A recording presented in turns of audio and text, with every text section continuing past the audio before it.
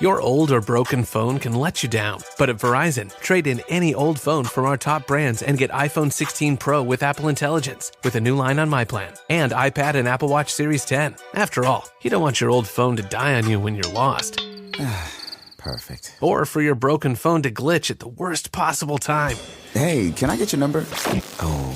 Trade in your old phone for a brand new iPhone 16 Pro, iPad, and Apple Watch. Visit Verizon.com today. Additional terms apply. Service plan required for Apple Watch and iPad. This episode is brought to you by Progressive Insurance. Fiscally responsible, financial geniuses, monetary magicians. These are things people say about drivers who switch their car insurance to Progressive and save hundreds. Because Progressive offers discounts for paying in full, owning a home, and more. Plus, you can count on their great customer service to help you when you need it, so your dollar goes a long way. Visit Progressive.com to see if you could save on car insurance. Progressive Casualty Insurance Company and Affiliates. Potential savings will vary. Not available in all states or situations. This is a PSA, or public sock announcement. Experts have declared Bombas socks as the best way to warm up chilly feet. These pairs are super cushy, soft, and designed for maximum coziness. Plus, for every pair purchased, another pair will be donated, so someone in need of essential clothing can stay warm this winter. Go to bombas.com/listen and use code LISTEN for 20% off your first purchase. That's BOMBAS.com/listen and use code LISTEN at checkout. What's up, babes?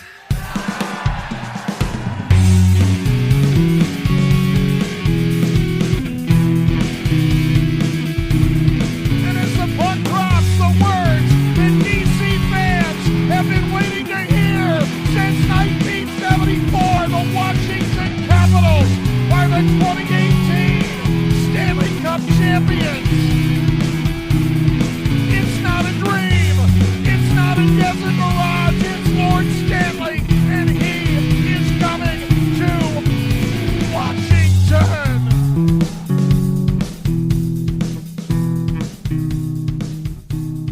Welcome back to Japers Rink Radio. I'm your host, Greg Young, and today we have our first recurring guest since I've restarted the podcast in December. Someone who, I guess, I like having him on at least every quarter. So I'm just going to say we're going to call this segment, this podcast, Quarters with Corey. I don't know, that was the best I could think of here. But Corey Sznajder is on. So Corey, how you doing today?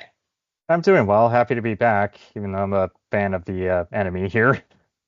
Yeah, it's fine. I mean, we're coming from Jay Fresh, who is a Penguins fan, to you. So, I think I was saying Jay Fresh. I was, okay, I think you're the one Penguins fan we're willing to have on, maybe you and Adam Gretz. And Corey, I think you're probably actually the only Canes fan we're willing to really have on here. It's, but yeah, I think you're obviously your expertise is NHL wide and not just in Carolina. So yeah, it's good. But it's really good to have you on, man.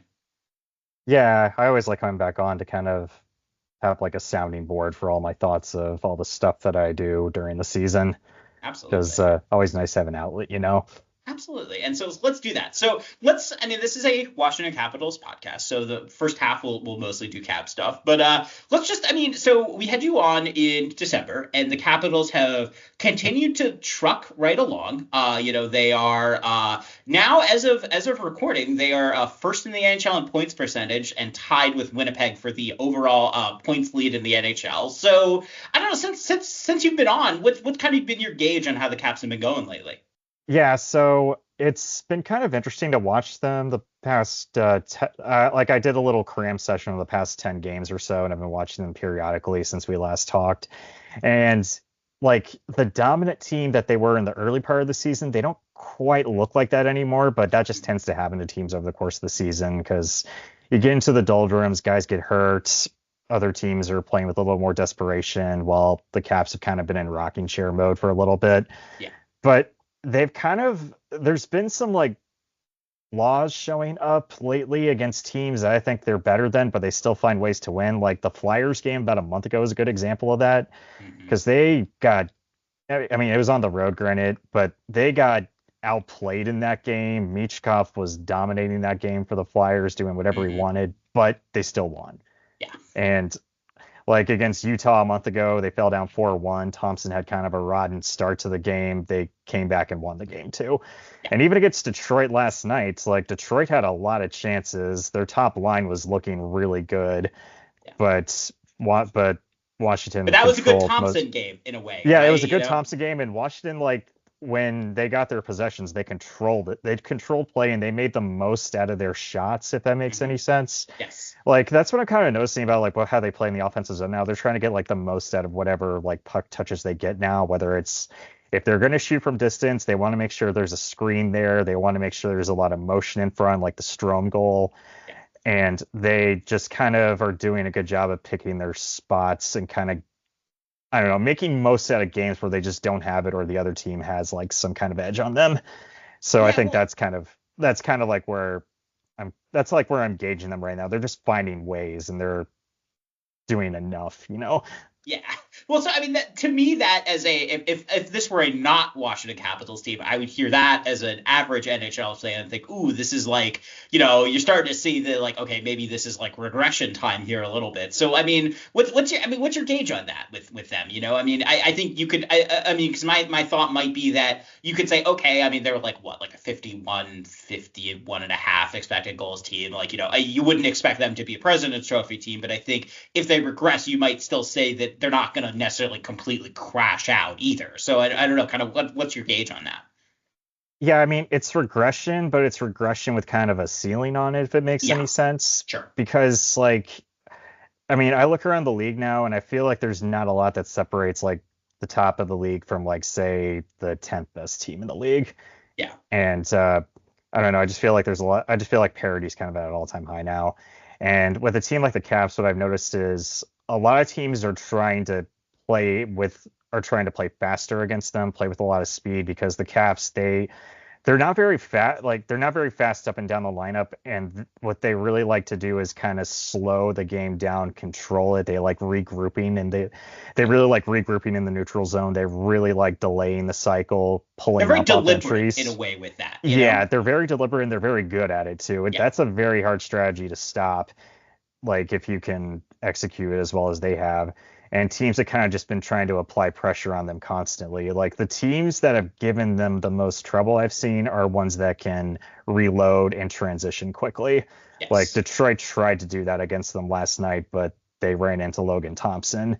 Yeah. And like even that game where Pittsburgh just got waxed against them, they tried to kind of play with speed against them too, but they couldn't score, and everything that Washington was shooting that day was going in, especially from Chychrun. So like they just have a lot of, I don't know, it's like teams are finding holes in them, but the Caps have enough kind of like fail safe or counter punches to go against them, you know? Yeah. So it's like it basically, I don't know, it's like when plan A doesn't work, we have plan B, plan C that can kind of make up for it. And it seems like they have a lot of that right now, but that's just because their roster is really well balanced. Like yesterday, the game against Detroit, that was one of the most well-balanced games I've seen from any team this year, with every not just every line, every single skater like contributed in some way. Even like I don't want to like degrade a player for anything, but like Andrew Mangiapane, I think is like I probably put him like at the lower end of the totem pole there, and even he had a few like plays where he contributed with his speed, getting to the net, recovering pucks, setting up that cross-seam play to Roy that he whiffed on. Mm-hmm. And Roy in the Ovechkin spot is a little bit of a, you know, it makes you appreciate Ovechkin with that. Funny, I thought Roy was, and funny thing is like Roy actually graded out as the best player in my all three zone stats. Well, he's been good. It's just not always the things you would notice necessarily. Yeah, I mean, stuff you notice, but you know, the average maybe not. Yeah, he had a lot of chances, and they were also getting a lot of chances set up from the defense, and like the defense creeping down and kind of setting up chances from up high and getting plays out of the zone too. So I think that's just kind of where things are clicking for them right now. Like I think the Winnipeg Jets are a similar team with that, where it's like if they can rely on their goaltending if they don't have their A game, and if they don't have their A game, they do have like other lines that can step up. Like a month ago, Carolina, I don't want to say but Carolina played Winnipeg like right before the Four Nations break, and they Carolina dominated the Scheifele line, but they got killed by Niederreiter and Namestnikov and Ehlers in the second and third lines, and that was enough to win the game for Winnipeg pretty easily. So you would say the Caps have a lot of outs, maybe, right? Yeah. You know, in the event that something doesn't go right, you know, right. We talk about balance that way, right? You know, they might not have an overwhelming advantage in, you know, I mean, they're not going to put out like McDavid, Draisaitl right on power play, you know, but they can kind of, because they're so balanced, you know, that they can kind of exploit things as they're given in a way, you know? Yeah, and they can. It's different with how they play too, because they play kind of a high skilled game without like your burners on them, yes. like your McDavids or your McKinnons or players like that, or like Braden Points, like just to name drop a few people. Like sure. They just play, I don't know, they play differently than any other like high scoring team does, like in this era, well, like in this current era right now, sure. just from how slow and deliberate they are with how they attack. And I'm interested to see how it carries over into the playoffs, if how guys can stop or how other teams can stop it, see if they can like see how the Caps kind of respond to it too.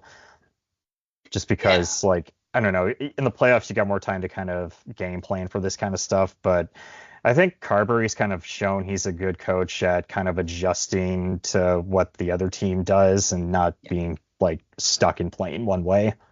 No, and that was something I was going to ask you. So, I mean, we talk about, I think one of the things that you noted on the earlier on the first time we had you on, not first time, but the most recent time we had you on, you know, was how good Carberry was at making adjustments. And that was something, you know, it's been interesting because I think you can take that both in an in-game and an in-season way. Right, you know, in terms of like, you know, adjustments, you know, in terms of systems, you know, both in terms of in-game adjusting to what the other team is doing and more kind of adjusting to systemic trends that you have. So I don't know, I'm a little curious, like, you know, I mean, how do you think Carberry has adjusted as the year has gone on? Well, like, it's interesting because he makes more like in-game line changes that I've seen any other coaches do. He does and he's not very, a lot. And it's not like a line blender thing. It looks very meticulous with how he does it because he flip-flops. Like, he'll go with the same lines at the start of the game, but he'll flip-flop the top six all the time. Yes. And, like, sometimes you need to do that because, like, I don't know, if you're playing a heavier forward-checking type of game, you want Ovechkin with Dubois instead and Protas rather than Strome and Wilson. Yes. And, like late in the game yesterday, you had Wilson with Protas to kind of have some speed with Wilson there. Yeah. And I think like the defense pairs get changed all the time too. I've noticed that. Yeah. And it works too, especially because sometimes you want Chychrun with Karlsson in the offensive zone. Sometimes you want Sandin back in any of the defensive zone shifts because he's the best at retrieving pucks. Yes. And all their defense can move. So it's like the weak side guy is going to get the puck out of the zone regardless, and Sandin just has to do his job. And if he's out there for a long shift, like, you're not going to sweat it. So I think he has a lot of trust and faith in the roster. And that's like the other thing. Like, some coaches just are like petrified to play like a guy they don't know or a rookie or something. But I think he has like enough rapport with the roster to kind of like makes these tactical adjustments or like not go with like what he has set in the pregame plan or whatever. So yeah, it's interesting because I mean I had Jack Hahn on recently, and he was talking about how coaches these days need to incorporate like a lot more sources of information than they used to, right? And I mean, to me, that's it. You know, it's not just talking to the assistant coaches, but also the video room and also all these different things. And I think Carberry is maybe a modern maybe the most modern in a way of like being able to incorporate all those sources of information. Because I mean, it strikes me. Yes, I've noticed the same thing about the in-game adjustments within lines, and I mean, he's not just pulling that out of his butt, right? Clearly, it's some kind of thing that's working. So it's interesting, I think, to think about it in that context. No. Yeah, there's always kind of a method to what he's doing, and I don't know. It's just if you have a lineup that's flexible like that, it's gonna be. I think it's gonna lead to good things later on because you don't have guys playing with the same line mates for 30 some games and then like chemistry's thrown off after that. Absolutely. So I wanted to key in on actually something you said earlier, though, too, which is the role of the kind of defenseman in the ozone compared to other teams, and you know how much more.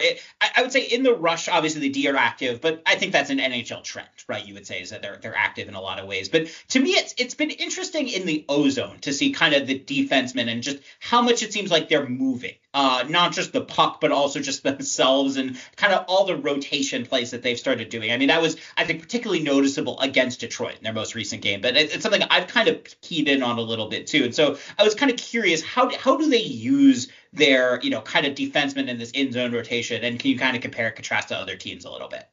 Yeah, the defensemen kind of run things in the offensive zone just because sometimes like they're the most skilled players out there, if it's Chikrin or if it's Sandin or even if it's Carlson. Yeah. And it's also it's easier to set up like the cross seam plays from like higher out from the wall too. Yeah. Then like it's that, and teams have gotten really good at kind of congesting the slot now and congesting the play down low. So like the space is all up high, but you don't just want to take point shots from up high. You want to kind of create motion, create some chaos, have guys slashing in front of the nets, have guys trying to get open as a passing option. Yeah. And the Caps, they've gotten really good at is kind of figuring out what the right play is from there. Yeah. Like even if you have to sell for a point shot, they want like guys moving in front of the net for a tip. They don't want them standing stationary. They want them just kind of like getting in the way somehow to make like the play, to make like what their possession is the most optimal. And the Caps, like they kind of do what Colorado does, just slower. Yeah. And like with Tampa Bay is really good at doing this too. Carolina is good at doing this sometimes, but they're very trigger happy with the point shots. Yeah. And well, that's kind of your traditional Carolina thing in a way, right? I mean, it kind of depends. Like I kind of depend on what defenseman's out there too, because that's true. The bearded one wearing 8 is out there, the puck is going to the net in 10 milliseconds. Yes. But that's another topic for later. Yes. We will get into that. Yeah. A lot of teams try to run this type of style though, but they're not always good at it. Like if you watch the Canucks, they try to do this, but they can only really do it with Hughes. Yeah. And that's just kind of, and the Devils also try to do this a lot too. Yeah, and it's interesting. Yeah, I mean, I have a lot of thoughts on the Devils because I've actually watched them a little bit recently, and there's a lot going on there. But we'll save that for now. But so I want to kind of go into another topic here that Carberry mentioned recently that I want to get your. What's always fun about having you on is I can kind of just ask your thoughts on things, and you always have interesting things to say about them. So one of the things Carberry was actually surprisingly open about was potentially load management in the Capitals. And to me, it's interesting because the Caps are not necessarily, I think, the prime team these days you would think of with load management. I mean, they're not going to load manage Ovechkin, right, with the goal chase. Maybe you would load manage Carlson. I mean, they have a couple of defensemen, in Alexiev and McElrath that, you could put in there. But I'm a little curious, like, do you think that, what's your thoughts on load management? I know it kind of had its trend in motion a few years ago when it was talked about with the Bruins, but it was interesting to me to hear a coach just kind of be that open about it. What kind of role do you think that could play? Yeah, I mean, with load management, the thing, I don't really know who exactly the Caps just don't like lean on 2 or 3 any players. One player. Exactly. Yeah, like, I mean, I was pulling up Micah's snake charts to look at the ice time. The only guy that's really getting taxed is Carlson, but that's probably from power play and PK minutes.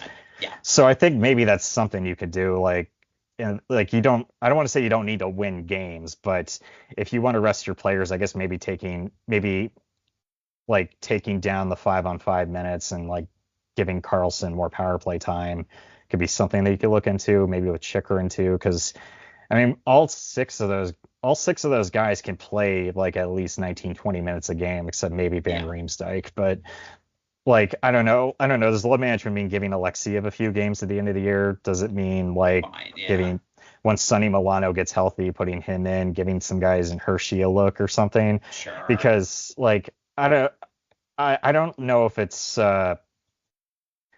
I don't know. It's like not the best team to exactly test out load management with, because like, I mean, I'm looking at, that's interesting. Tom Wilson's their most used forward at 5-on-5. I did not expect that. Yeah, that actually would not shock Caps fans because he does play PK, but like He does play PK stuff, but yeah, I guess. Yeah. I was. And actually, one thing I know maybe you're not, I know you do a little bit of power play PK, but if you get the chance to watch Protus and Wilson on the PK, it is wild. That is one of the more fun PK units you'll ever see. So yeah, I'll vouch for that. But feel free to continue on.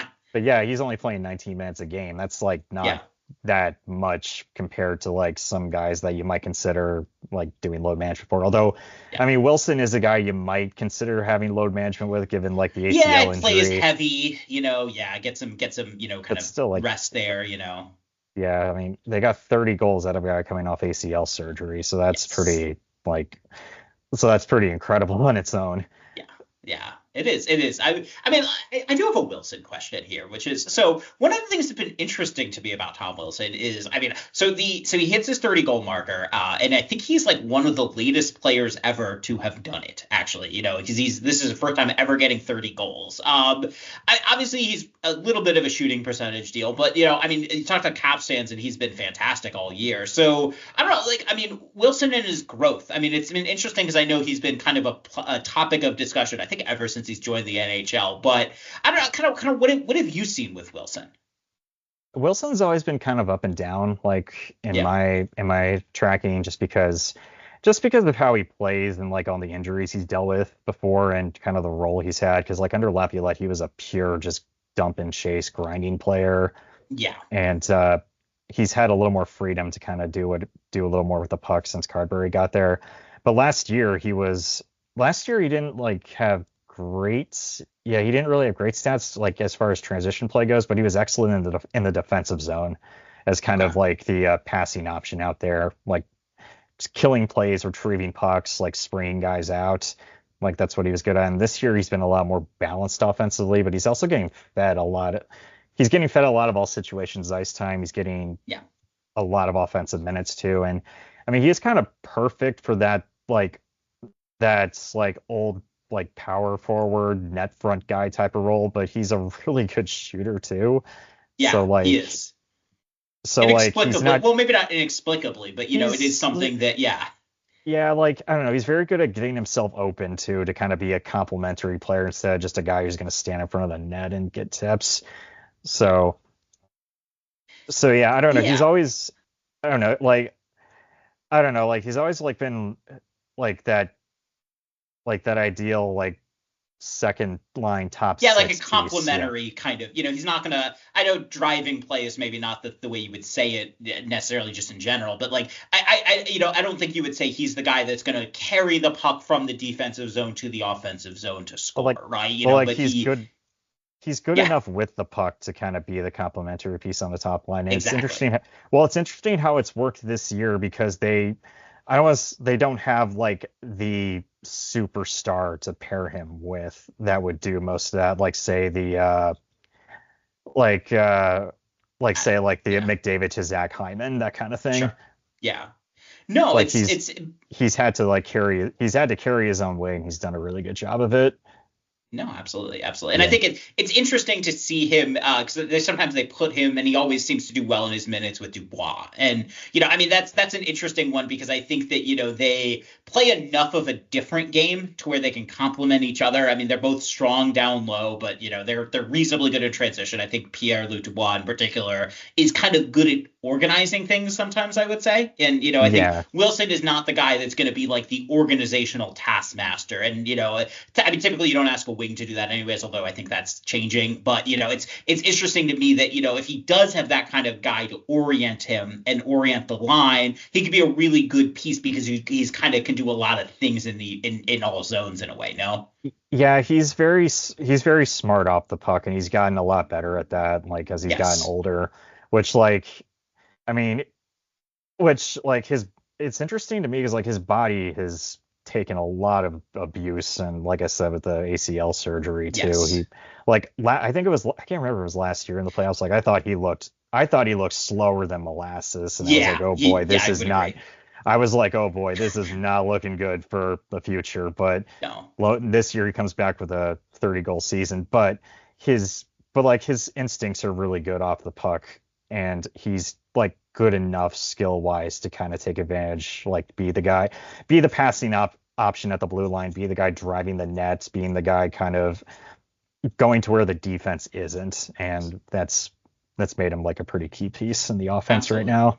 Absolutely. And so I want to also, I mean, this guy's been in the news. Well, I don't know news. Actually, it's the lack of him being in the news has been interesting in a way, which is Alexi Protas is someone that I asked you about him the first time. And I said, explain Alexi Protas to me. And I've now, I think, watched enough of Protas that I'm starting to piece things together a little bit with his game. But I don't know. I mean, like the jump that we have seen this year, I'm not going to say it's unprecedented because it's not, but it is like really, really, really surprising. And I don't know if we want to say that, like, I mean, the typical rap on him is that he's like on a shooting percentage bender and that all of his line mates are too. But I don't know, to me that might be missing something with him. And I'm a little curious kind of, now you've got to watch him a little bit more and have a little more sample on him, kind of what you've noticed this year with Protas.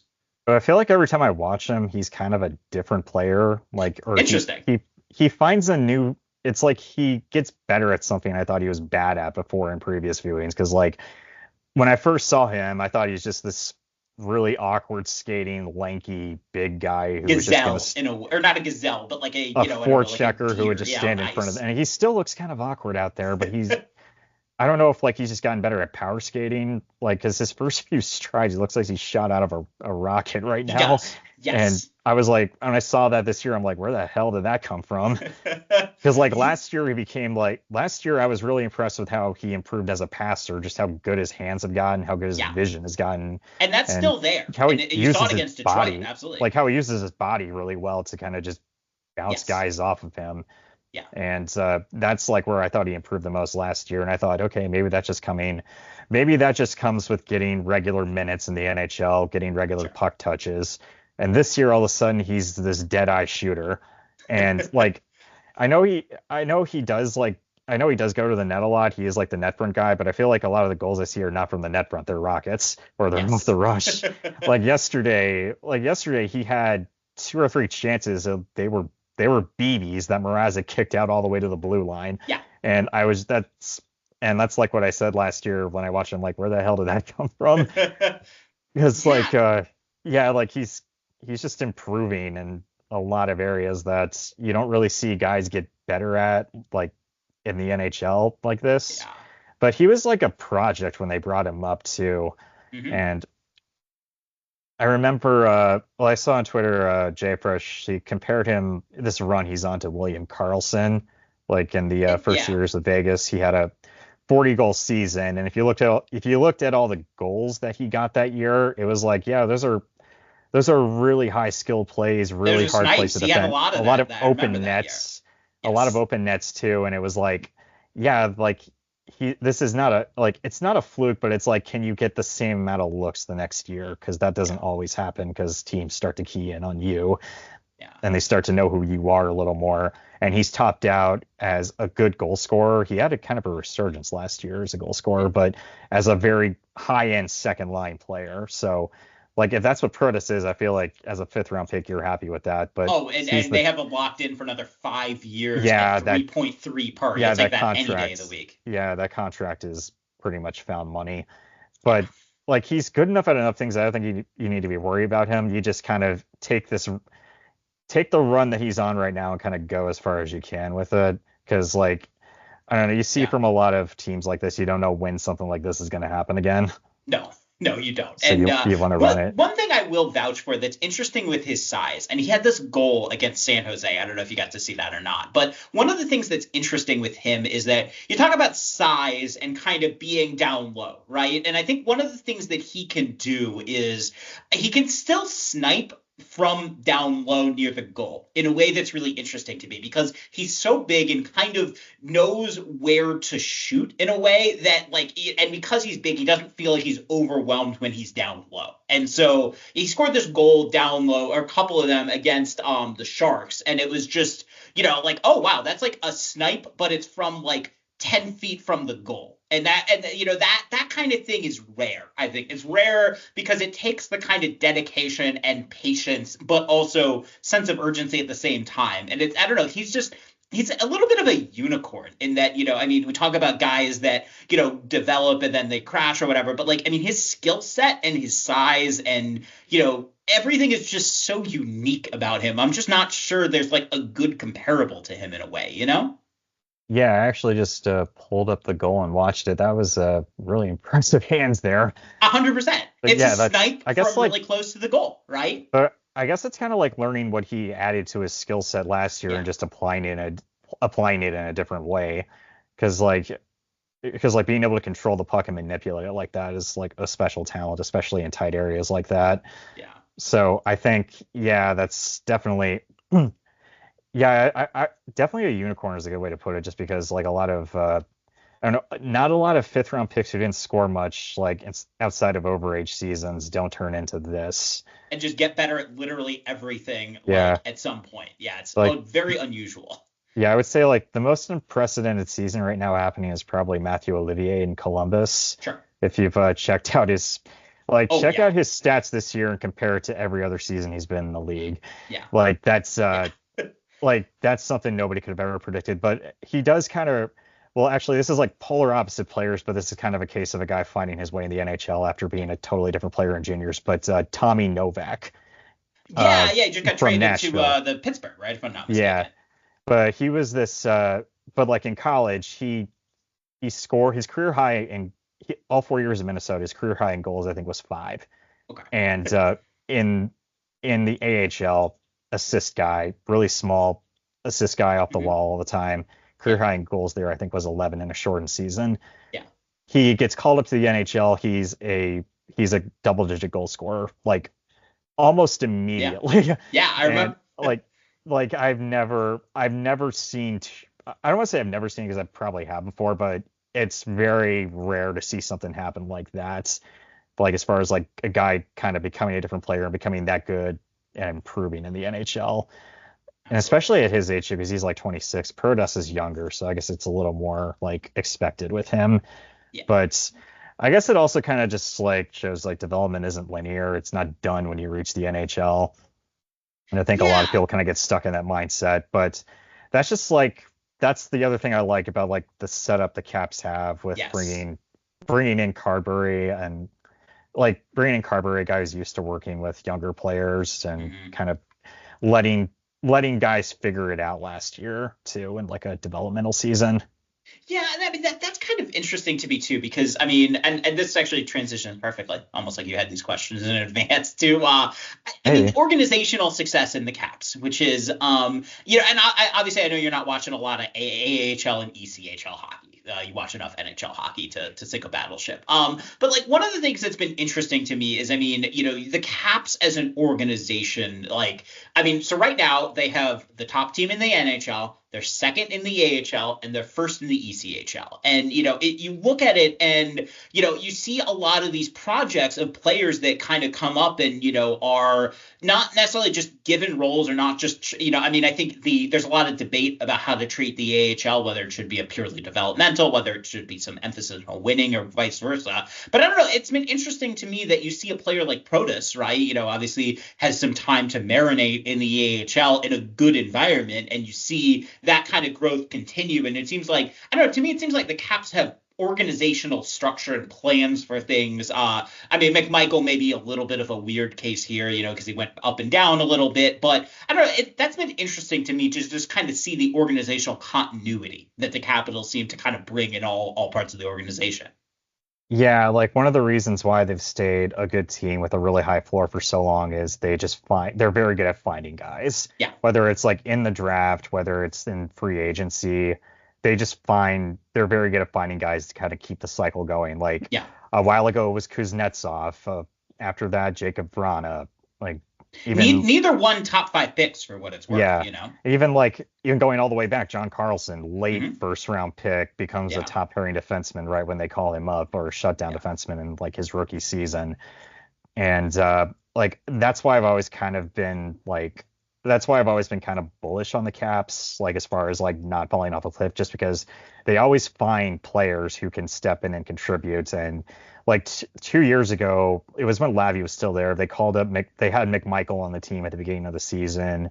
Yeah. They had Hendrix Lapierre there. I think they had another guy there too, but I don't remember. Well, they've also had Roshinachenko here up and down a little this year too, Yeah, I think there was a defenseman up to, I don't remember who. Oh yeah, it was Faravari. Yes. But like they always find these guys. Faravari for whatever reason just stuck with the Caps kind of no matter what. But they just find guys. Like they find guys who contribute. Like you're not going to bet 1,000. Like obviously you're going to find like your Mike Vecchionis who stay in the AHL and be good soldiers down there.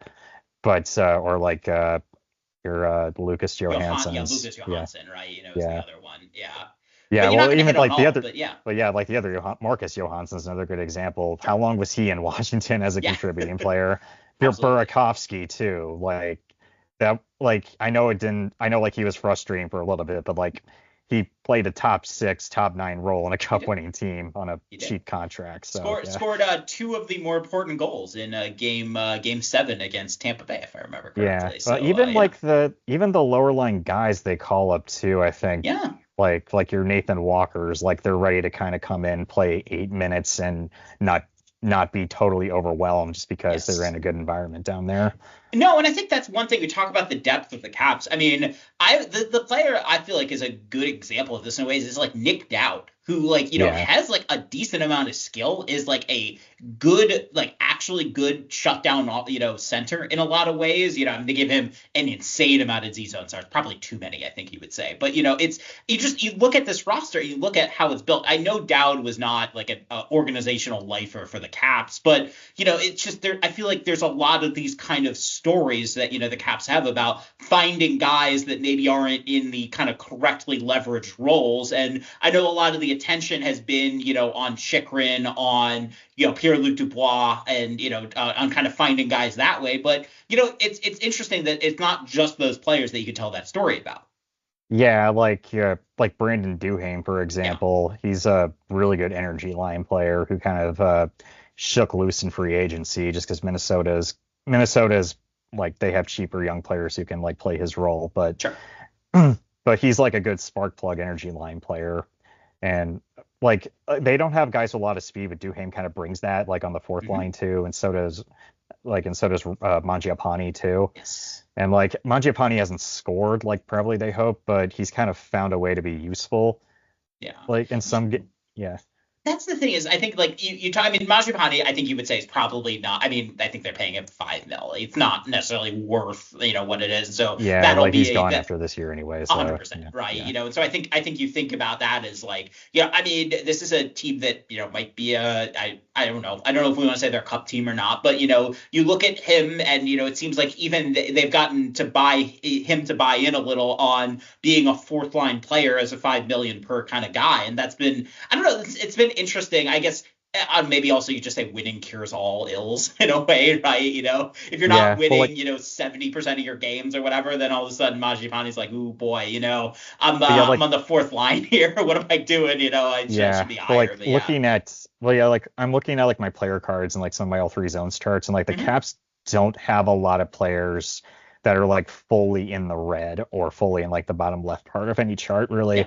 Like I remember early in the season, Duhaime actually like had the highest controlled entry percentage on the team, which was kind of which is weird. Like it's changed now. It's Dubois now. But that makes more sense. That was interesting though. But like a few people are saying, like when I tweeted something about it or I posted something on Blue Sky, and people were like this is like, a few Cats fans were like kind of saying this is why our pro scouting staff is so good. Like we found this fourth liner who can like flip possession like this. Like so like I totally get that. There's just a lot of stories about this. Yeah. So I feel like I had a question here on balanced roster, which you just talked about. So I guess let's transition this a little forward into what the playoffs would. I mean, we can now say the Caps. I think they actually are in position to maybe clinch as soon as tomorrow, which is a little crazy. That we still have like 3 weeks to go or whatever. But they are going to be a playoff team. I think we can safely say now. So we talk about this balanced roster versus kind of the stars and scrubs approach that maybe some other teams have taken. That's probably not a good analogy to use in the NHL with stars and scrubs because you can't necessarily build a roster that way. But I'm a little curious how you think a balanced roster of the Caps kind of plays in the playoffs versus the regular season. So I guess my biggest question is it going to stay a balanced roster in the playoffs? Because I've seen Carolina, a few other teams do this. Because like in the playoffs, sometimes you start leaning on who like your top guys who brought you there in a way, And like who's going to get the heavy minutes? Is it going to be Chychrun? Is it going to be Carlson? Is it going to be Matt Roy or somebody like that? And who's going to give you the best results too once they get thrown into that like almost 30-minute a night role. So that's where I think it's going to get interesting, especially since like Rasmus Sandin has in Toronto, he wasn't really trusted with the heavy defensive minutes like he is playing right now. And I think I really want to see how he does in particular, because like he's going to be very important, like with like neutralizing forechecks and things like that, especially against New Jersey or Carolina, like two very heavy forechecking teams now. So I think it can play into. I think like having a balanced roster can play to their hand really well. It's just a matter of like who they match up against, especially in the first round. Yeah. And like who's gonna kind of if they go up against a team that kind of has like a nuclear option or a game breaker, which looking at this like snail race for the 8th seed, I doubt that's gonna happen, because I just saw the freaking Islanders are like 2 points out of a playoff spot again. The Penguins are getting closer now, which is hilarious to me. But they actually might have at least somewhat of a nuclear, maybe not a nuclear option, but they have it more than the maybe the Islanders would. Yeah, like I the Rangers roster is absolutely in shambles right now, so I wouldn't be worried about getting Panarin like Carolina does every year. But I thought he looked the Caps played them recently. I was like, ooh, like I was a little kind of, I don't know. It seems like he's like, I'm not gonna say skating in quicksand a little bit, but he didn't pop the same way that maybe he has in the past for me. Yeah, but like I'm looking at like who they might play in the first round. I'm like, okay, Montreal. Yeah, whatever. Nick Suzuki, you got to worry about him in Caulfield, and like Lane Hudson is going to be interesting to see. Don't tell Caps fans to not worry about the Canadiens. The first round of the playoffs. Oh, it's been battle scars go deep, man. This is the Caps haven't won the first round since they won the Cup. So yeah, I wasn't even 20 years old yet when that happened. I think I was actually I think we were roughly the same age. I think I was that was my freshman year of college. That was that was not a fun memory. Yeah, like I guess if you might play Detroit in the first round if they get something together. Columbus is hanging out there, so I'm like first round I think you can go with what you did in the regular season and be fine. Then the second round, like once you play Carolina or New Jersey, then it gets a little interesting, especially if Jersey gets Jack Hughes back, because then like I think he's out for the rest of the year. I think it's like a shoulder thing, right? So I think is he done or? Well, like I know Hughes is out, Hamilton's out. Yeah. So they're Siegenthaler is out, which is a huge loss for them, I think, too.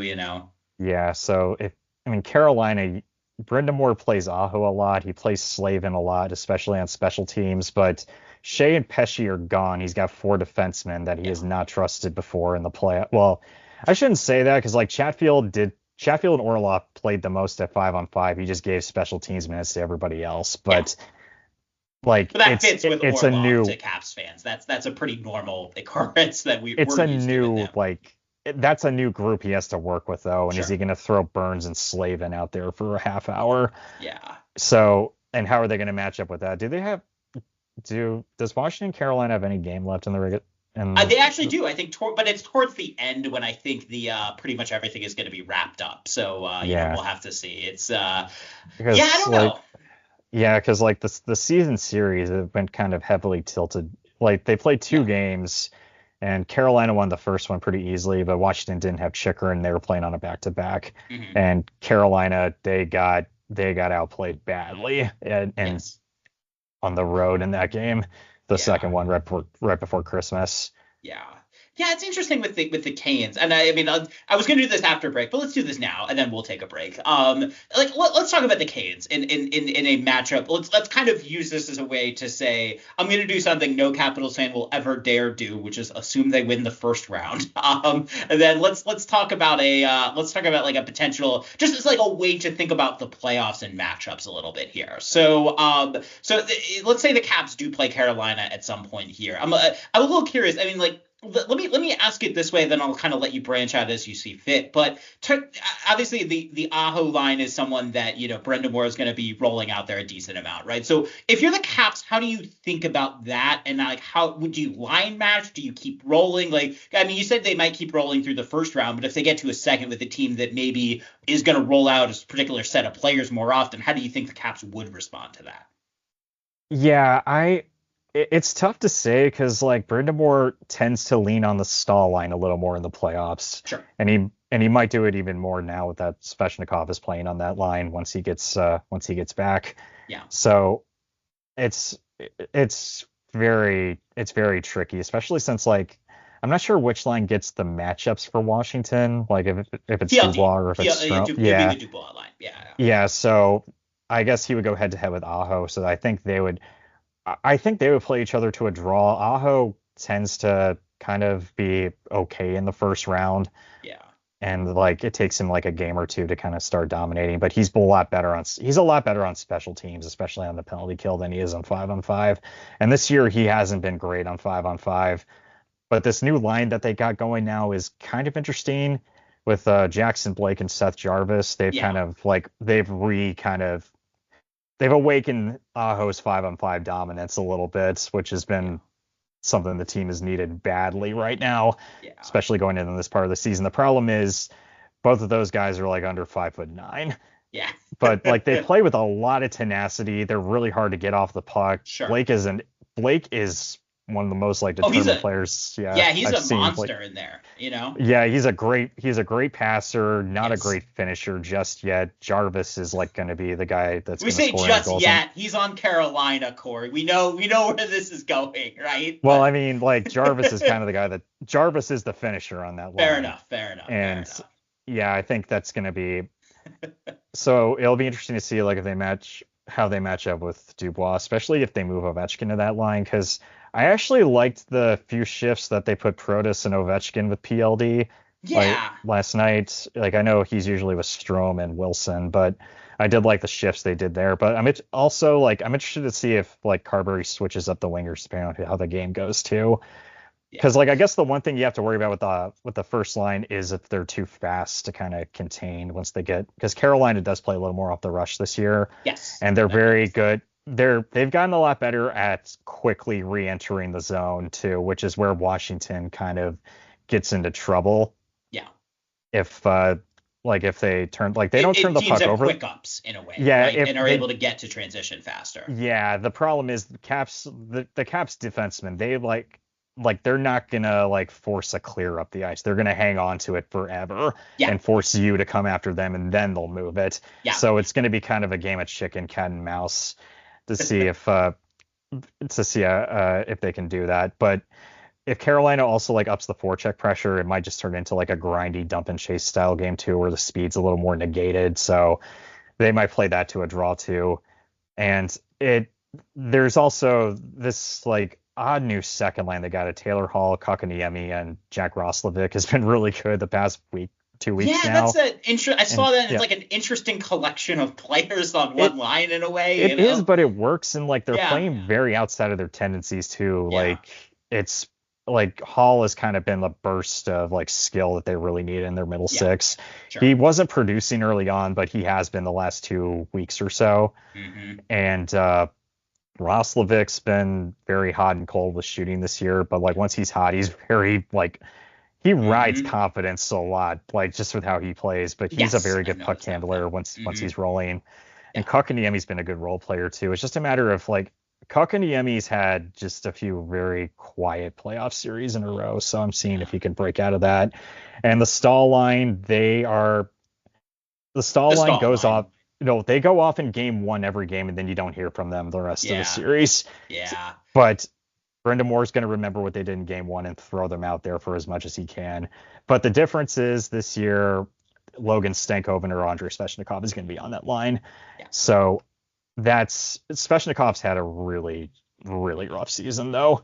Yes, and Stankoven's been like kind of a burst of energy that they needed the last few games. So once he gets healthy, I don't know where Svechnikov is going to play when he's healthy. It's interesting. I made a tweet the other day that got a little traction, which was poking fun at the Athletic for their under 25 list that omitted Protas, which I think is actually, I'm going to say this very deep into a Capital podcast, I think is actually kind of defensible. But Chris Watkins, a friend of the show, and I know Corey, you've talked with him too, that he was saying the one guy he might have actually put off for Protas would have been Svechnikov, which was interesting to me. Yeah, like it's been.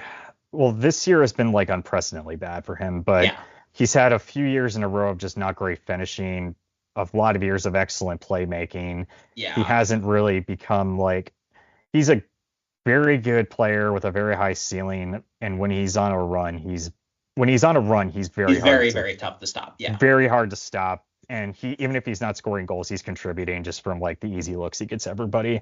Yes. But the problem is like this is instead of being there for like a 3-week stretch, it's only been there for like a 1 week stretch, and then he's quiet and he's taking penalties, and that's been a huge problem this year. So once he gets healthy, he needs to kind of figure this out if Carolina is gonna do anything in the playoffs.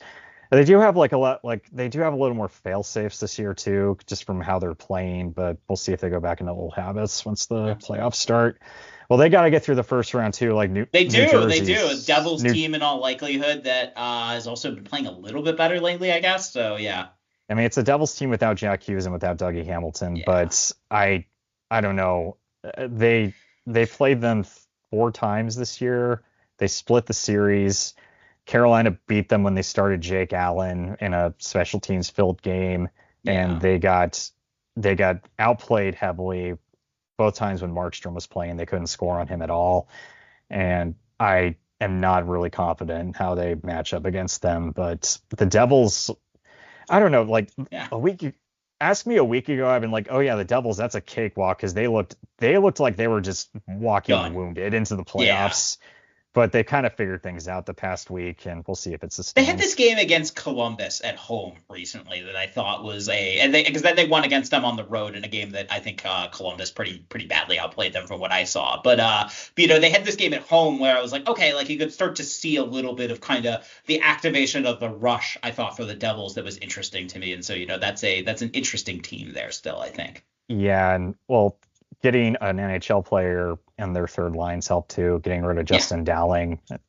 I mean, they replaced him with Cody Glass, and like Cody Glass is at least an NHL player. Justin Dowling is a 35-year-old who has been in the AHL most of his career. Talk about stars and scrubs. Like even when Hughes and Dougie were on that roster, it's like, oh boy, like the third and fourth line are disasters there. Yeah, and Glass has kind of short things over. Dumoulin's kind of been a sneaky good acquisition for them because Siegenthaler's out. And I mean, I actually have been like working a few Devils games the past month or the past week or so. Yeah. And like the biggest difference to me is like Hischier and Timo Meier look like they're the best players on the ice almost every game.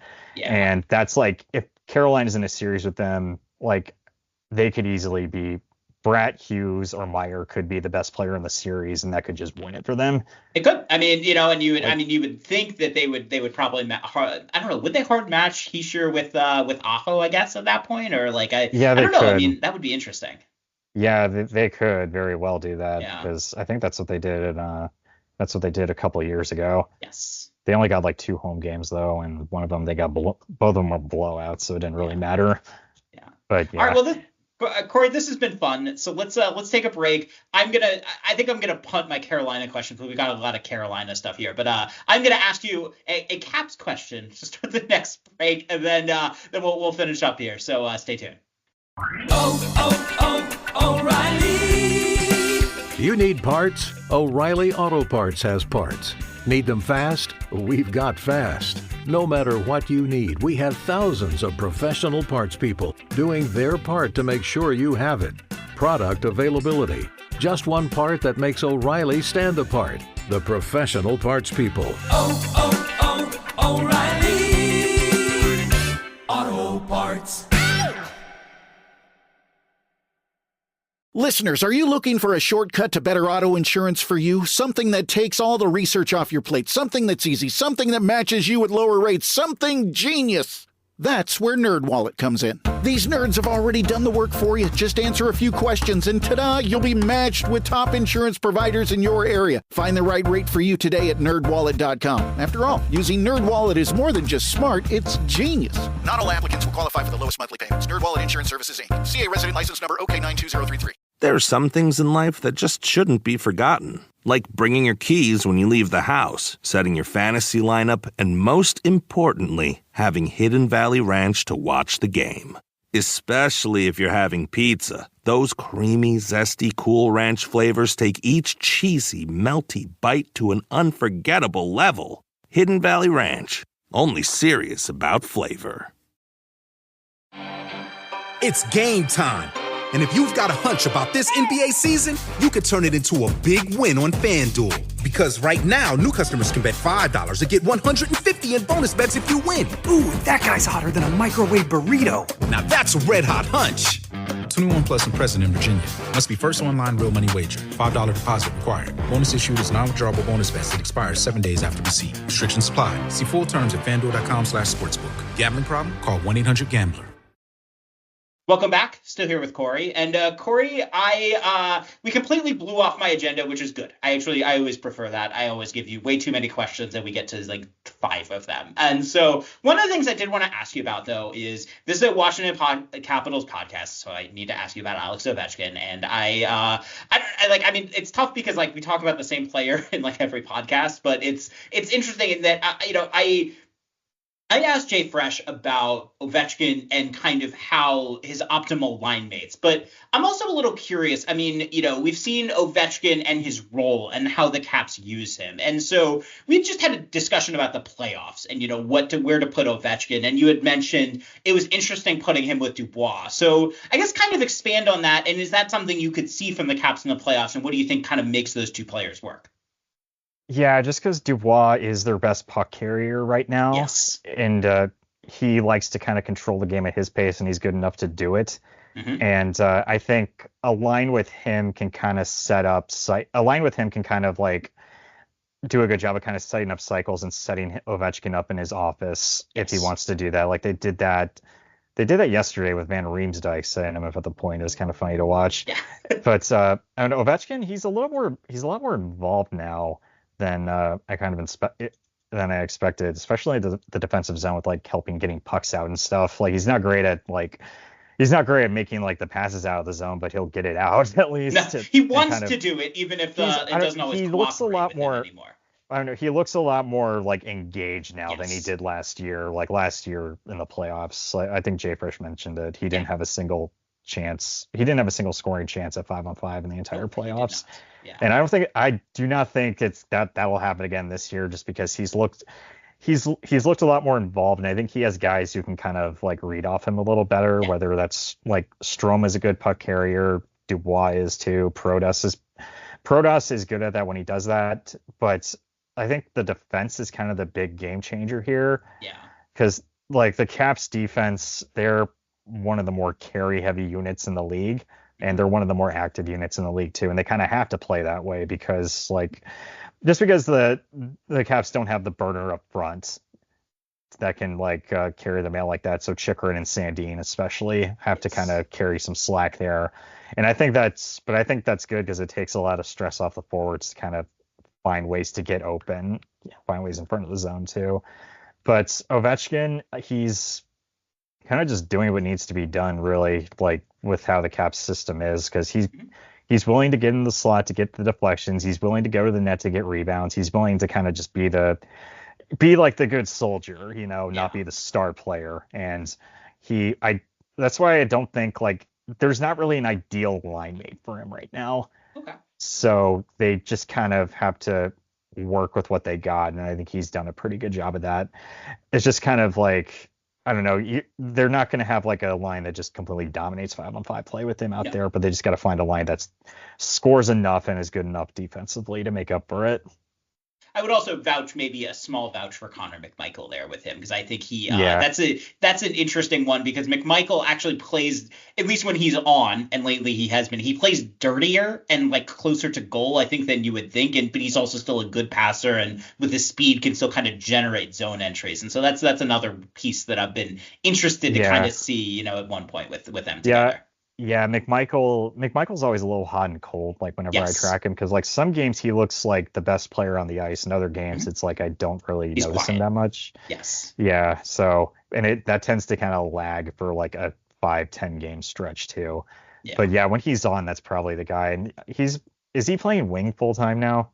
It goes a little back and forth. I think the thought was that right now he is, because they kind of have Strome and Dubois anchoring the two, and then they kind of have, I would almost say, like rotating pieces between that in a way, and so I think the thought was if the Caps made a big swing at the deadline, they might put McMichael to 3C, but they didn't do that, and so they kind of have him floating in somewhere in the top 6.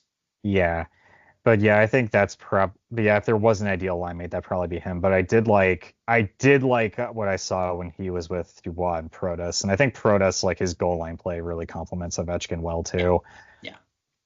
And I think, but yeah, the defense I think is probably the game changer as far as setting him up and getting him open.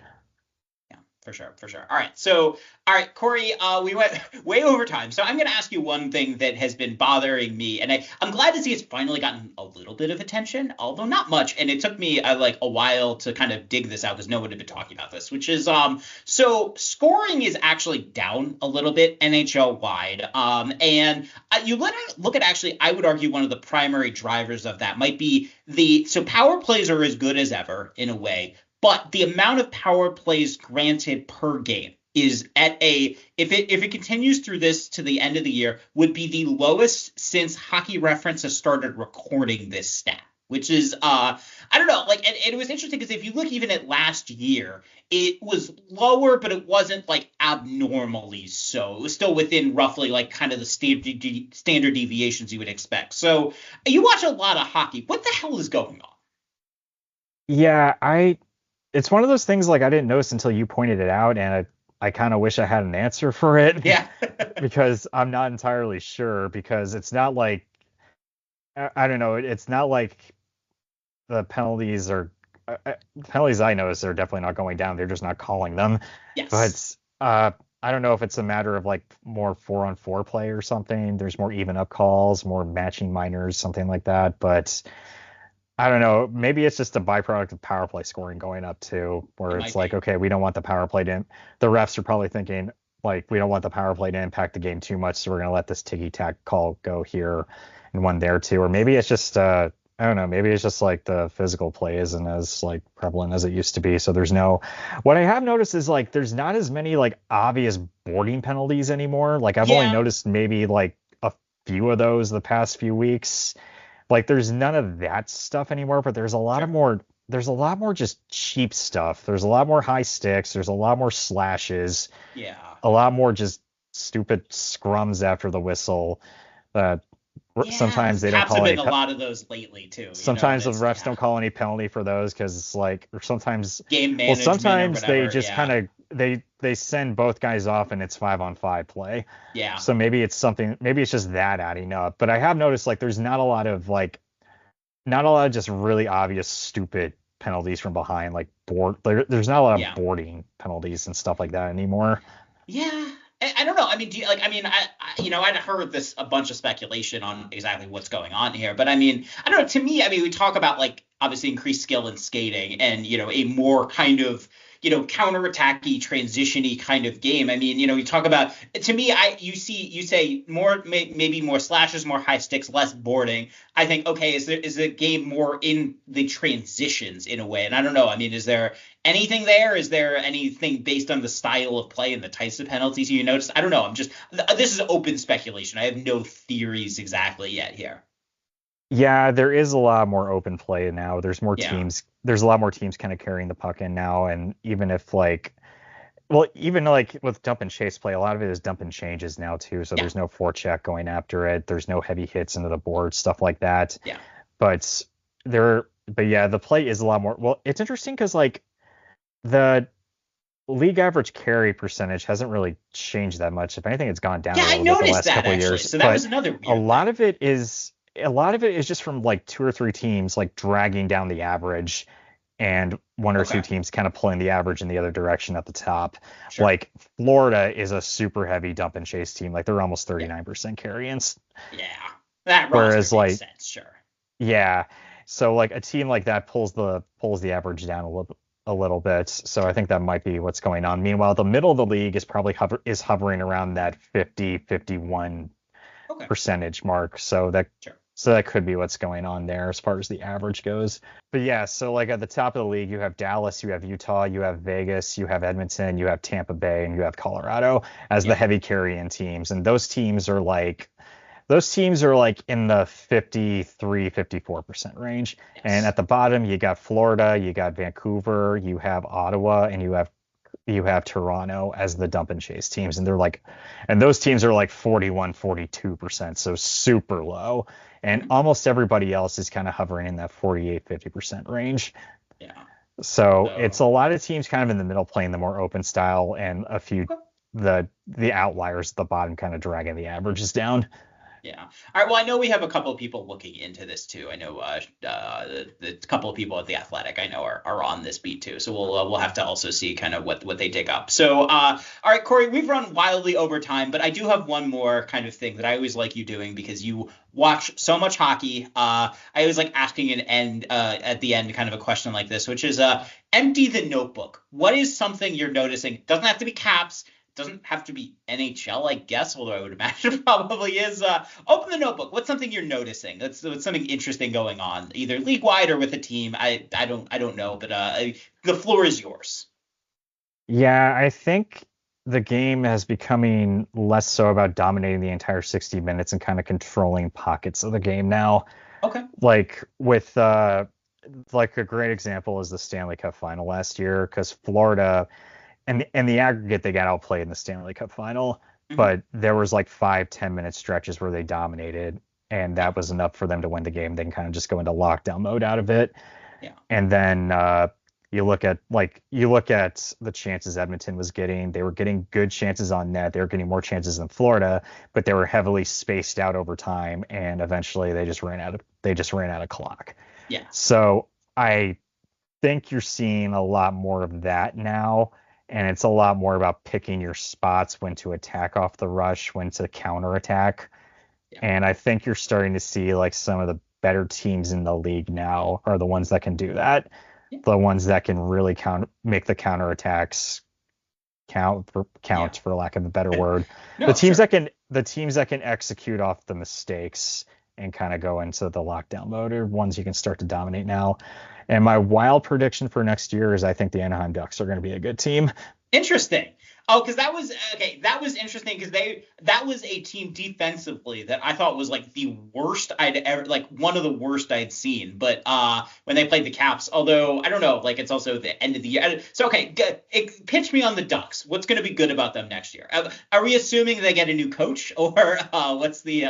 Yeah, I think their coach is going to be gone, and I think they're starting to trim the fat of their defense a little bit, so the young guys can play a little more. Your Mintyukovs, Jackson Lacombe looks like a top pairing defenseman. He looked good, like like pretty much right now, and he's found money in my opinion.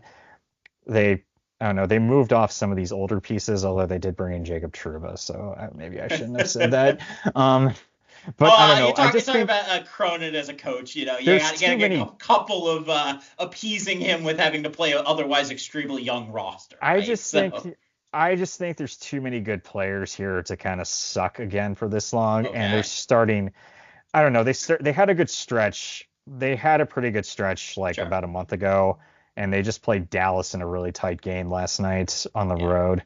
Okay. So I think they're gonna be. I think they're going to be pieces in are that. there. Yeah, this is going to be a wild card team next year, I think. Okay. Although like this that. is barring Pat Verbeek doing something incredibly stupid. I was gonna say, summer, let's see. I mean, there's talk that Zegras is on the market. I don't know if I trust that organization maybe more. We talk about the Caps and trusting that organization. I feel like the Ducks maybe should get although I don't know, they have pieces now, right? So clearly something is going on there. I don't know. I don't know just what think to there's make too of that many. team. There's too many good young players on cheap contracts. Okay. And I think they're starting to kind of hit that period where they're going to start to hit I don't know, your Leo Carlsons, your Cutter Gauthiers, like Lacombe and Mitnikov, Zellweger. I think all those guys are going to start to kind of hit that next level at the right time. Wait until a couple of those players get traded for Mika Zibanejad, and then we'll have a talk after that. But yeah, I don't want to I think the Sharks are another year off, even though I think the process there is I think the process in San Jose is a little better. I would agree, and they have a star right now there at least.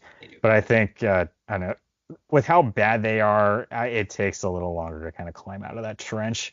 That's true. I mean, they really did detonate the roster, right? In a deep way, But they also, I mean, they're starting to rebuild their AHL team too, get more respectable there.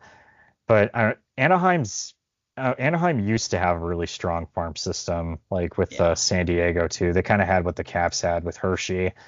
But I don't know. This is a bold prediction. I'm getting way too ahead of myself here, but I don't know. I like it. No, I can pitch this at the end of the podcast that stay on for an hour plus and hear Corey say I broke you at the end, and I'm now getting you to talk up the Ducks. So I'll take that. Well, look, I mean, on another podcast, I said the Caps are going to be. I said they're going to be better off this year because I liked how the young players looked in the playoffs. Fair enough. So I don't know. I got one thing right there, but I also said I think Seattle is going to be a team on the rise, and that bombed. Yeah, because I think the pieces are there still, even with them, But it's they have what we talked about with Washington. They have basically an expansion AHL team that was good off the hop, with young players contributing. So I thought that was going to have more of a factor, but then they signed Chandler Stevenson to a stupid amount of money. But yeah, I think last time I looked, he was in the bottom 10 in terms of expected goals 4%. I was like, oh boy. I mean, most of those contracts that you see down there, you're like, okay, this is a whatever, a $1 million by $1 contract. But it's Chandler Stevenson is making more multitudes of that. And I think Caps fans would obviously he had a good run in Vegas, but the idea that Chandler Stevenson's going to drive a line was something that I was always a little skeptical of, but we'll see. Yeah, and Beniers didn't really take the next step that I hoped either, but I don't know. Sometimes I'm wrong. I'm wrong. That's okay. That's the fun part of it. Is I mean, Lord knows if the Caps go and are mediocre next year, I'll have to eat a lot of crow at some point. And when Protas is only scoring a half point a game instead of over a point a game, well, I'll have to eat some crow there too. But Corey, this is my blast, man. I really appreciate having you on. We went way over time and way over everything, and my wife is over yelling at me for pizza. But but where can people find you? And before I do that, I was going to say the Patreon you're about to emphasize is something that is proudly Japers Rink supported. I'm giving the 2 thumbs up in the video here, and cannot recommend enough. That is every single person that is a hockey fan should subscribe to that Patreon. Yeah, and if you want to subscribe, you can go to all3zones.com. Look at that promo. Look at that smooth, nicely done. Yeah, and you just how I'm doing it now is basically you buy a subscription on the website, you create your own login there, you create your own password there, and then you're in. Or you can go through Patreon if you want to do that too. That's Patreon. That's All 3 Zones on Patreon. Yes. And if you want to find me, my random hockey thoughts, you can go to Twitter at Shutdownline or Blue Sky at All 3 Zones. I post a little more on Blue Sky now because the hockey people have all kind of migrated there. But I'm on both, and there's also my newsletter, which I have done a very poor job of updating this year, but there's All 3 Zones at Substack too if you want to have my thoughts directly emailed to your inbox. Sounds good. All are of course our Japers are approved. But if you like the show, please rate or subscribe, review. I'm assuming you like the show if people are still listening at this point. But this is I really appreciate everything. This has been a blast. Next week, I am excited to say Adam Stringham is coming back to Japers Rink Radio. We're really excited. So it's just going to be the two of us. And I got a few other exciting guests lined up after that. And we also got some Ovechkin special stuff in the hopper. So with that, stay tuned for next week.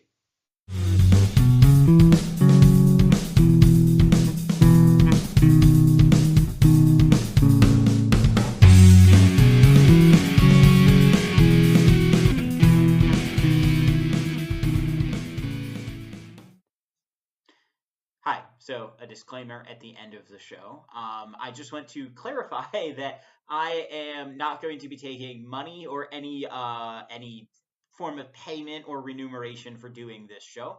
There are obviously have been ads in this show, but it's important to clarify due to my visa situation and the fact that I would like to stay in Denmark for at least a little bit here, that I'm taking no money nor any kind of remuneration for this show. So there you go. There are some things in life that just shouldn't be forgotten, like bringing your keys when you leave the house, setting your fantasy lineup, and most importantly, having Hidden Valley Ranch to watch the game. Especially if you're having pizza. Those creamy, zesty, Cool Ranch flavors take each cheesy, melty bite to an unforgettable level. Hidden Valley Ranch, only serious about flavor. It's game time. And if you've got a hunch about this NBA season, you could turn it into a big win on FanDuel. Because right now, new customers can bet $5 and get $150 in bonus bets if you win. Ooh, that guy's hotter than a microwave burrito. Now that's a red-hot hunch. 21 plus and present in Virginia. Must be first online real money wager. $5 deposit required. Bonus issued is non-withdrawable bonus vest that expires 7 days after receipt. Restrictions apply. See full terms at FanDuel.com/sportsbook. Gambling problem? Call 1-800-GAMBLER. For the ones who get it done, the most important part is the one you need now. And the best partner is the one who can deliver.